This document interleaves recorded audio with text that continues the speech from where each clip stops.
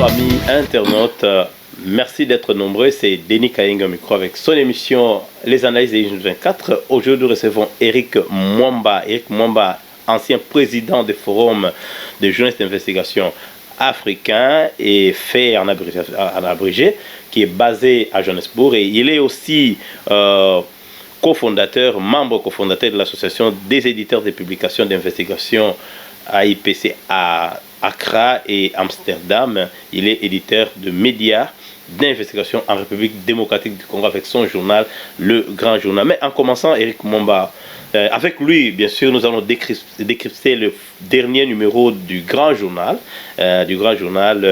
En passant et entre-temps, avant de commencer, pourriez-vous nous expliquer c'est quoi les journalistes d'investigation? Merci beaucoup, Denis, pour l'invitation. C'est un honneur pour moi de parler aux nombreux téléspectateurs des News 24, un média qui fait la fierté dans les milieux des Congolais, en particulier dans la diaspora. Pour définir le journalisme d'investigation, il faut d'abord savoir que les professeurs, les chercheurs et les praticiens sur le terrain ne se mettent pas d'accord autour d'une définition. Mais pour faire simple, pour les nombreuses personnes qui nous suivent, je dirais que le journalisme d'investigation consiste à la publicité. Il ne s'agit pas de la publicité marchande, mais c'est le fait de mettre à la disposition du public toute information qui touche à l'intérêt de la population. Par exemple, les élus locaux, nationaux, les mandataires de l'État, les ministres, ceux qui sont à la tête des entreprises publiques ont ce qu'on appelle le devoir de redevabilité. Ça veut dire qu'ils doivent rendre compte de la manière dont ils gèrent les affaires publiques, la manière dont ils gèrent les ressources de l'État, la manière dont la diplomatie est gérée, la manière dont l'administration est gérée, comment le pétrole est géré, comment les minéraux sont gérés, comment le patrimoine immobilier de l'État est géré. Toutes ces questions, les droits de l'homme, l'éducation, la santé. Par exemple, maintenant, avec le coronavirus, il faut que la population soit informée. Il y a des aides qui sont données actuellement. La Banque mondiale a donné autant, la France a donné autant, les États-Unis ont donné autant à la République démocratique du Congo. Il faut que la population sache comment toutes ces ressources sont gérées. Alors, pour le faire, on a besoin d'un journalisme indépendant qui ne relève pas des hommes politiques ou de ceux qui détiennent le pouvoir financier. Alors, c'est ce qu'on appelle les journalismes d'investigation. Les journalistes d'investigation font leur travail sur base des documents. Ils doivent avoir accès aux sources d'information, donc aux documents. Et ils doivent recourir aux experts qui leur permettent de comprendre, puisqu'il y a certaines informations, certaines données que vous recevez en tant que journaliste, mais que vous ne pouvez pas comprendre, puisque ça relève d'une certaine expertise. Alors, les journalistes d'investigation, ils font recours aux experts et ils font recours aux acteurs. Est-ce qu'ils ont facile accès à ces informations, par exemple en Afrique ou en République démocratique du Congo, où vous trouvez vos origines? Dans certains pays africains, comme l'Afrique du Sud, par exemple, il y a ce qu'on appelle Freedom of Information Law, donc la loi sur la liberté d'information, qui permet à un journaliste de demander n'importe quelle information relevant du domaine public et de l'obtenir. Au Congo, nous n'avons pas cette loi.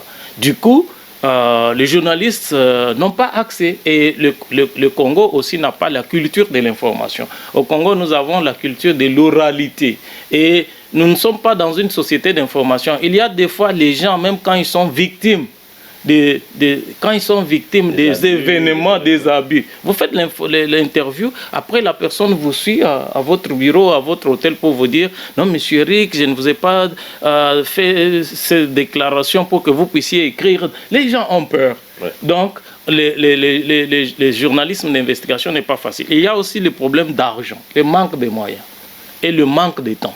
Ce sont des facteurs qui font que les journalismes d'investigation deviennent compliqués. Mais on ne peut pas construire un état de droit sans le journalisme d'investigation.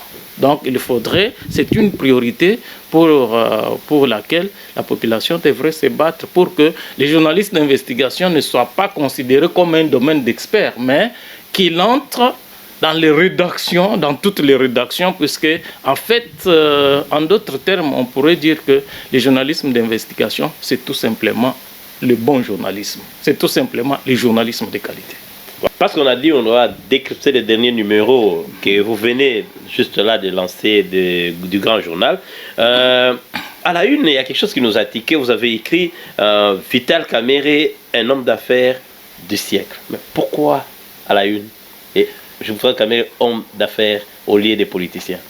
Oh, ok, donc il ne s'agit pas d'un homme d'affaires dans le sens d'entrepreneur.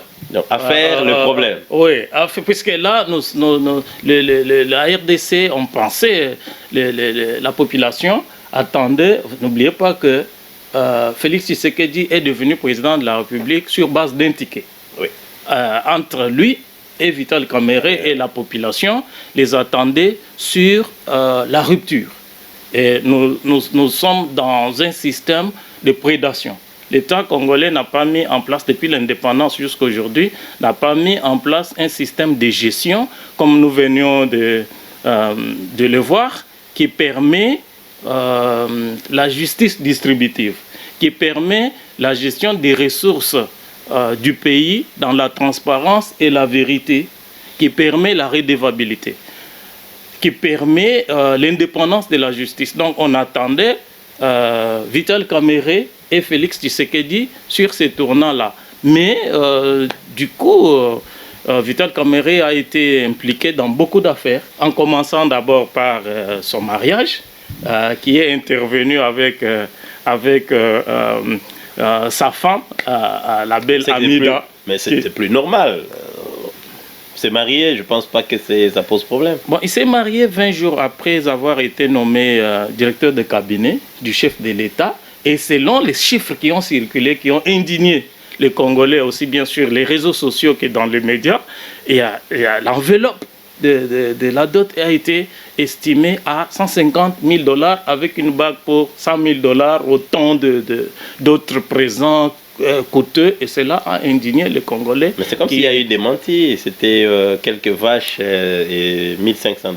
Bon, maintenant, quand l'enquête a été lancée dans le cadre de la gestion des travaux de 100 jours du chef de l'État, Vital Kamerhe s'est retrouvé au centre des affaires en tant qu'ordonnateur principal des dépenses dans le cadre de ces travaux. Donc là, on parle de millions et millions de dollars.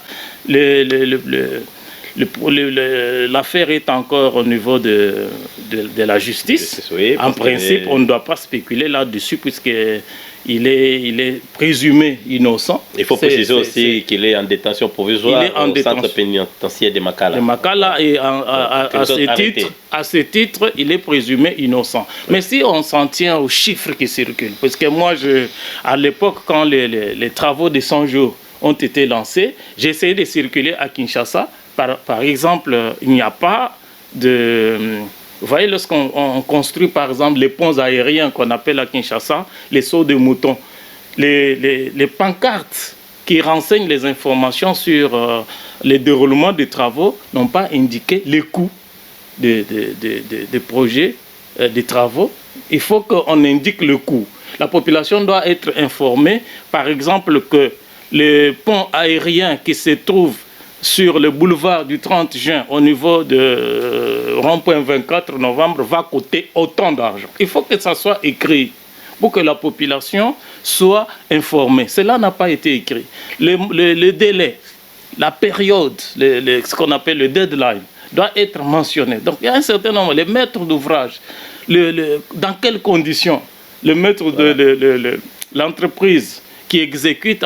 Donc tout ça, ça a été fait à la discrétion d'un homme qui s'appelle Vital Kamerhe, qui se retrouve aujourd'hui au centre de plusieurs affaires. Et cela n'est pas en odeur de sainteté avec ce qu'ils avaient fait comme promesse à la population pour rompre avec la culture de mégestion, de forfaiture, de détournement des deniers publics, de la corruption.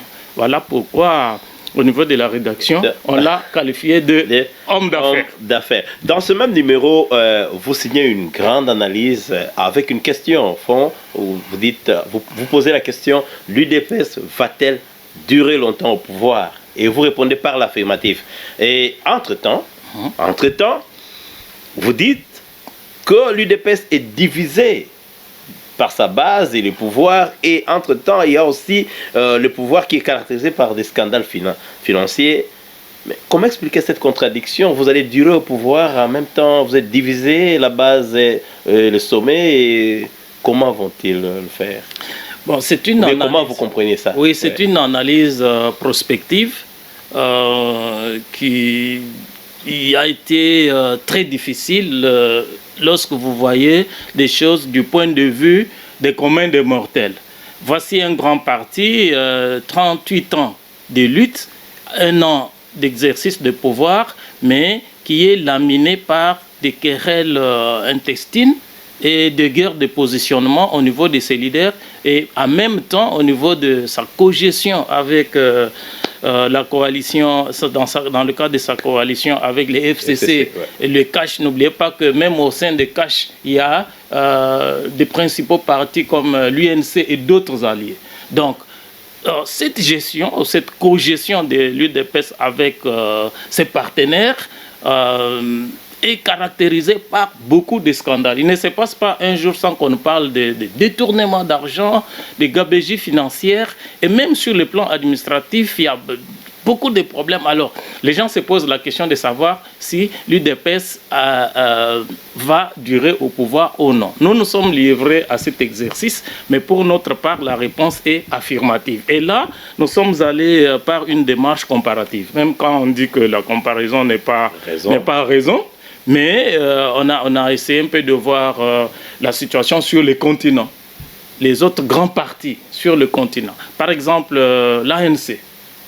En Afrique du Sud, de Nelson Mandela. En 92, quand Mandela sort de la prison, tous les analystes ne lui ont pas donné la chance. Ils ont dit que Mandela est sorti de prison après 27 ans, il est fatigué, il est diminué, il ne pourra pas faire face au régime des Blancs, le régime pro-apartheid qui est encore en place. N'oublions pas que Mandela prend le pouvoir comme président de la République, et il y a Peter Botha, l'ancien pilier de l'ancien système de l'apartheid, il devient son vice-président. Voilà, alors, les analystes considèrent que Mandela devient le maillon faible du pouvoir sud-africain, et on ne donne pas la chance. Alors, on regarde même sur le plan de la cohabitation, puisque l'apartheid est finalement aboli du point de vue institutionnel, c'est-à-dire que dans la constitution de l'Afrique du Sud, les Noirs désormais devraient se retrouver côte à côte avec les Blancs, les jaunes, etc.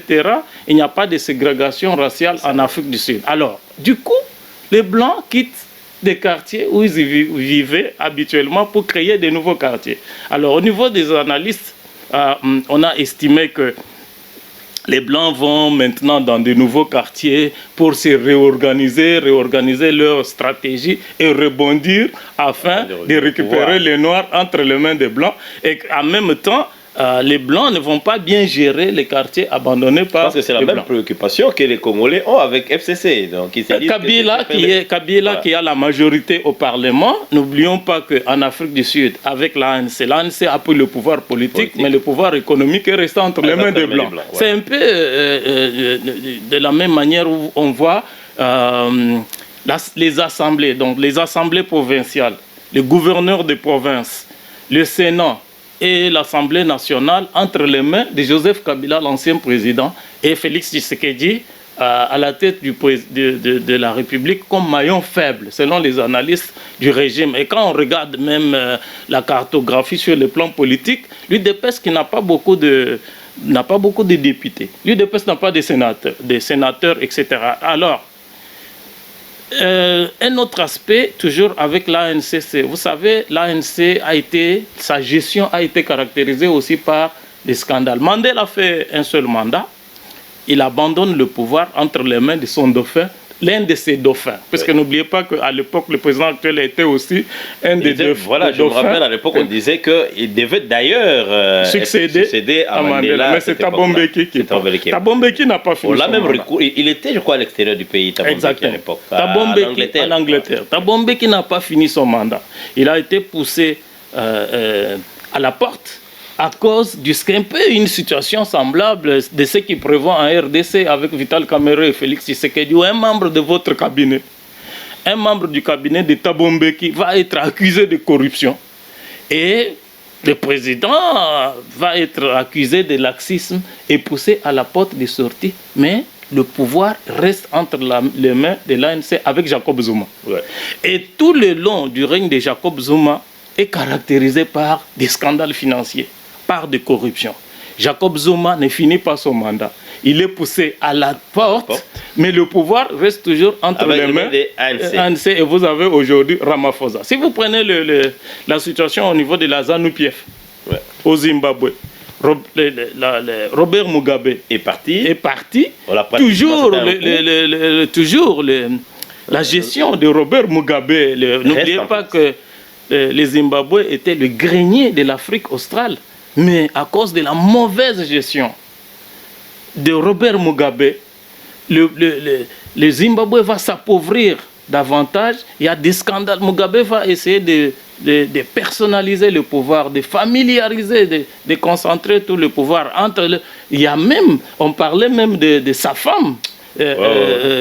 Comment il s'appelle encore, Sarah, quelque chose, j'oublie, la Sud-Africaine qui allait, Mugabe essaye de positionner sa femme devant de la scène politique, mais on pousse Mugabe. N'oubliez pas qu'en novembre 2017, Mugabe est finalement poussé à la porte, mais le pouvoir reste entre les mains de la ZANU-PF. C'est la même situation en Angola, avec Eduardo Santos, qui quitte le pouvoir en laissant presque toutes les grosses entreprises de l'État entre les mains de ses enfants. Ouais. La fille, l'épouse de notre compatriote syndicat de Golo, Elisabeth, et son frère, José, dirigeait soit la Sonangol, qui est la grande société pétrolière, et l'autre société, même les diamants, toute l'économie était privatisée. Mais Eduardo Santos quitte le pouvoir et laisse entre les mains de son dauphin, toujours entre les mains de MPLA. Donc il s'agit ici des partis de masse. C'est génial, en fait. Ce sont des partis de masse. L'UDPS, c'est un grand parti de masse. C'est un parti où les militants, ce qu'on appelle la base, sont capables de dénoncer leur propre leader. On n'a pas vu ça depuis l'indépendance. On n'a pas vu à l'époque du MPR, pendant les 32 années de Mobutisme, on n'a pas vu. Et lorsque les 13 parlementaires ont décidé de quitter, ils ont créé l'UDPS. Mais vous voyez aujourd'hui, même toutes ces querelles, les caucus de professeurs qui contestent le pouvoir de Jean-Marc Abounda, mais ils sont toujours membres de l'UDPS. Ils se reconnaissent toujours comme étant relevant de l'autorité de Félix Tshisekedi, président de la République. Vous voyez, le fait aussi que l'UDPS a compris la nécessité de partager le pouvoir, en sorte de s'engager dans la lutte pour la conquête du pouvoir avec d'autres partis, comme l'UNC. Et une fois arrivé au pouvoir, coaliser avec le FCC. Ça, c'est génial. Cela a échappé. En 1997, lorsque Laurent Désiré Kabila est entré, a pris la RDC, Étienne Tshisekedi était prêt à coaliser, mais Laurent Désiré Kabila n'a pas compris. Et vous voyez que son régime a été très éphémère. Joseph Kabila n'a pas été vraiment sincère dans ses coalitions, et c'était des coalitions éphémères avec les Palous. Son objectif était de diluer ces partis. Et ces partis, que ce soit, si vous regardez bien, les MPR, les PPRD, MLC, les Palous, les MLC, l'UNC, ce sont des partis qui sont construits autour des hommes, donc autour d'hommes forts. Ouais. L'UDPS seul est un parti de masse, un parti où les militants sont prêts de dire si Félix Tshisekedi est trempé dans la corruption, nous sommes prêts à les voir être sanctionnés par la justice. Mais nous, en tant que l'UDPS, nous luttons pour un état de droit. Voilà pourquoi moi je pense que l'UDPS va rester longtemps au pouvoir, même si son leader actuel qui est au pouvoir venait d'être trempé dans des scandales de corruption. Coronavirus qui sévit, Covid-19, le ministre des Mines a pris des mesures pour sauver le secteur minier. Lesquelles des mesures il faut savoir que la pandémie à coronavirus secoue sévèrement des économies au niveau mondial et il faut s'attendre qu'à la fin de cette pandémie, il y aura la rue, puisque maintenant, dans la plupart des États, des pays, on a pris des mesures d'état d'urgence qui ne permettent pas, des mesures de confinement qui ne permettent pas à la population de revendiquer ses droits. C'est-à-dire les autres droits, la plupart des droits, que ce soit des libertés au niveau individuel ou collectif, sont maintenant mis en veilleuse. Mais dès que cette pandémie va prendre fin, les États, le pouvoir, les régimes se retrouveront face à leurs responsabilités et beaucoup seront jugés par la population selon la manière où ils ont géré cette pandémie, cette période. En ce qui concerne vous savez, les gens ont besoin de manger. Oui. Les économies seront touchées, parce que maintenant nous sommes en monde veille, en fait. Exactement. Ouais. Alors, le ministre des Mines, le professeur Willy Kitobo Samsoni, malgré le confinement de la Gombe, puisque n'oublions pas que nous venons de, je crois, 20 jours de confinement de la Gombe, tout était fermé. Qui n'est pas encore fini, je crois. Qui n'est pas encore fini. Qui tend vers la fin, mais je crois que le président de la République, on est déjà en processus de prolongement de l'état d'urgence. Et hier, on a commencé à déconfiner Gombe, puisque les supermarchés ont réouvert, je crois, avec les pharmacies, les banques, les supermarchés et les banques ont réouvert hier.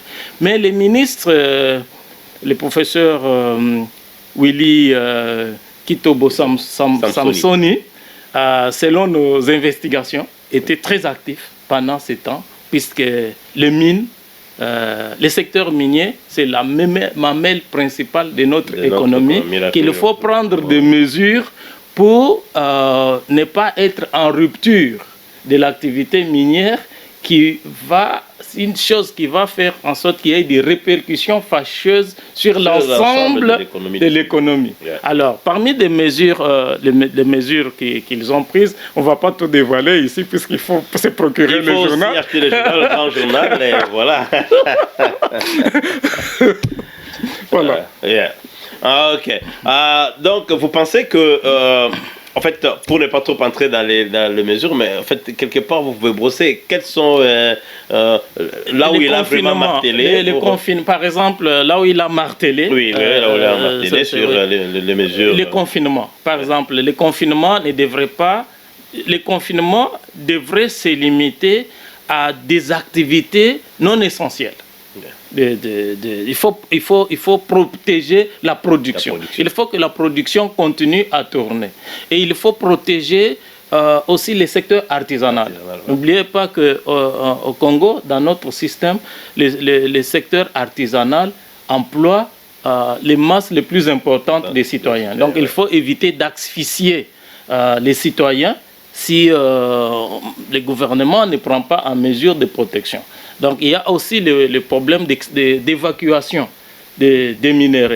Si nos minéraux transitent toujours par des pays, s'il y a des pays de transit qui sont en situation de confinement total, il faut trouver des mesures alternatives pour protéger l'industrie minière et au devant protéger aussi l'économie. Et en ce qui concerne aussi, il a martelé aussi sur les mesures d'incitation fiscale.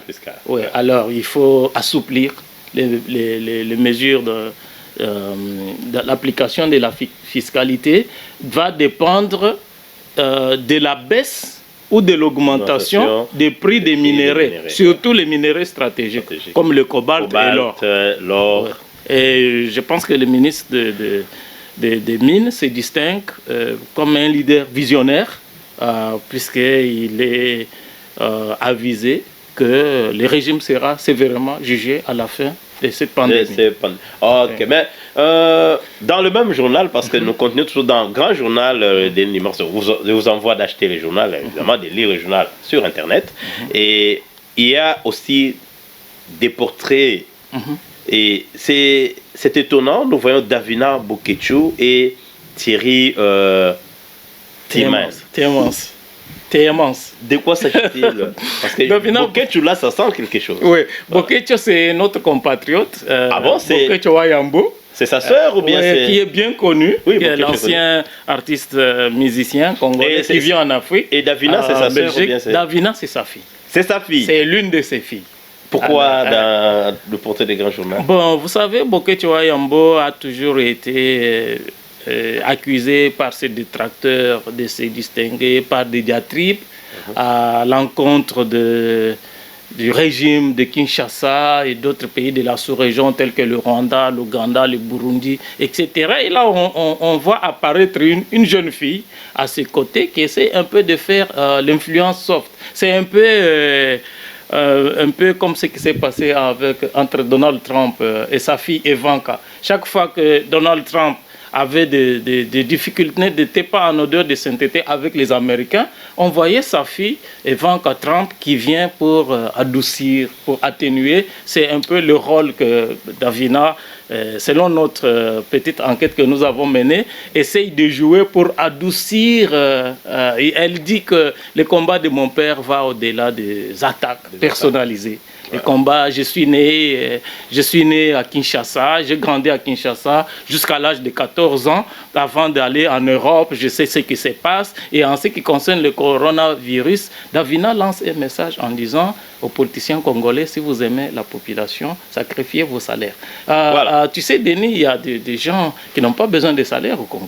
Par exemple, le président de la République, le Premier ministre, le président du Sénat, la présidente de l'Assemblée nationale, ainsi que beaucoup d'autres personnes, ce sont des gens qui sont à charge de l'État. C'est-à-dire leur logement, leur transport, leur habillement, leur nourriture ne dépendent pas de leur salaire. Donc, ils peuvent, selon Davina Boketchou, sacrifier une partie de leur salaire pour le mettre à la disposition de la population qui, elle, pendant ces mesures de confinement, manque de tout. Et l'autre portrait, c'est Thierry Tiemans. Thierry Tiemans, c'est un banquier. C'est un sujet belge aussi, qui était directeur général de Robank, qui est l'homme un peu, en quelque sorte, par qui les scandales financiers, dans le cadre des enquêtes sur les travaux des 100 jours du chef de l'État, sont passés. Ouais. Et il s'est retrouvé à la prison de Makala, aussi en détention provisoire. C'est comme s'il était libéré provisoirement. Il était libéré provisoirement. Ouais. Et Grand Journal a décidé de dresser les portraits d'autres personnes qui sont impliquées dans les scandales de 100 jours, puisque Vital Kamerhe n'est pas la seule personne. D'ailleurs, selon les sources, bon, on ne connaît pas le secret de l'instruction, puisque toutes ces affaires sont encore en instance pré-juridictionnaire, puisque que ce soit Thierry Tiemans ou Vital Kamerhe ou n'importe qui, personne n'est encore déféré devant le juge. Donc, nous ne saurons pas dire avec exactitude, sachant que l'instruction est scellée du sceau du secret. Voilà. Donc, mais selon des supputations, Thierry Tiemans serait l'homme par qui... Voilà, je vous envoie lire le Grand Journal sur Internet. Vous lisez le Grand Journal. Je pense que Eric Mwamba va en fait nous dire comment accéder à la lecture du Grand Journal. Mais question d'actualité, monsieur Eric, le président Félix Tshisekedi a nommé un avocat camerounais dans la commission de lutte anticorruption. Votre avis, votre réaction? Cette nomination a suscité beaucoup de polémiques et continue à susciter beaucoup de polémiques puisque la plupart des Congolais, leaders comme des citoyens ordinaires, considèrent que c'est un manque de respect dans le chef du président de la République envers l'intelligentsia congolaise. Mais moi, je ne vois pas des choses de cette façon-là puisque c'est un service technique D'ailleurs, il faut préciser que ces Camerounais, cet avocat camerounais ne sera pas seul dans la commission de lutte anticorruption. Beaucoup d'autres personnes ont fustigé le fait qu'il a été condamné pour faux et usage de faux au Cameroun, mais n'oubliez pas que c'est un opposant. Le Cameroun est un pays dictatorial, c'est un pays où la justice n'est pas indépendante. Vous avez Paul Biya qui est au pouvoir depuis, je crois, 40 ans. Ouais. Maintenant, alors lorsqu'un opposant est condamné dans un tel système, cela ne veut pas dire qu'il est réellement coupable des faits infractionnels qui lui ont été reprochés. Mais ce qui est important de dire, c'est de savoir que le gouvernement de Félix Tshisekedi est en programme avec les institutions internationales comme la Banque mondiale, le Fonds monétaire international et d'autres structures. Et ces structures, oui, et bien d'autres. Oui. Et ces structures ont des conditionnalités. Lorsqu'elles acceptent de vous accompagner, elles vous posent des conditions. Et une des questions cruciales qui sont posées à Félix Tshisekedi, c'est la lutte contre la corruption. Nous sommes dans un système où les magistrats congolais, ont pour mission, donc le ministère public a pour mission de rechercher les infractions, d'assembler les preuves et de déférer les auteurs de ces infractions devant l'organe de la loi. Ils ne le font pas. Ce n'est pas le président de la République qui doit vous dire, vous en tant que magistrat, de faire votre travail. Les magistrats congolais ne le font pas. Alors, cet avocat camerounais a la réputation, il a l'expertise internationale, il a aidé d'autres pays dans le monde comme l'Angola, comme le Rwanda. Alors, il faut que les Congolais sachent que ce sont des structures internationales qui ont recommandé son nom au président Félix Antoine Tshisekedi. Il faut savoir que lorsque vous acceptez de l'aide de la communauté internationale, vous niez en partie votre souveraineté. Et vous devez vous exiger, si vous voulez accéder à ces aides financières, vous devez vous accommoder à leurs exigences. Pour moi, au-delà de ça, pour moi, je ne trouve pas que c'est un problème, puisque, vous voyez, Vital Kamerhe, c'est un Congolais. Le chef de l'État lui a confié de piloter son cabinet, mais voilà ce que nous sommes en train de déplorer. Ça, vous savez, le président de la République a été élu au suffrage universel des Congolais et il est comptable, il est redevable vis-à-vis des Congolais. Ce n'est pas son directeur de cabinet.